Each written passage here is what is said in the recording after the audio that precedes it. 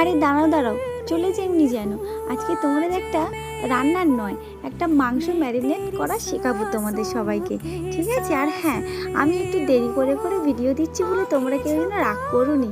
আসলে মেয়ের পরীক্ষা চলতেছে তো, ওই জন্য একটুখানি অসুবিধা হচ্ছে আর কি। তা যাই হোক, আগে প্রথমে একটুখানি টক দই আর নুন মেখে নিলাম, নিয়ে তারপরে একে একে পেঁয়াজ কুচি দিলাম, তারপর আদা রসুন বাটা, তার সঙ্গে একটুখানি শুকনো লঙ্কা নিয়েছিলাম, নিয়ে একটুখানি সেটাও ওর সঙ্গে ঘেরে করে মিশিয়ে ঘুরে নিলাম, নিয়ে ধনে গুঁড়ো তারপর লঙ্কা গুঁড়ো দিলাম, দিয়ে তারপরে একটুখানি হলুদ গুঁড়ো দিয়ে দিলাম। হলুদ গুঁড়োটা দিয়ে নিয়ে তারপরে হাতের কষে করে এক কোষ সর্ষের তেল দিলাম। তাহলে কি হয় বলো তো, সর্ষের তেলটা দিলি না একটুখানি টেস্টটাও ভালো হয়।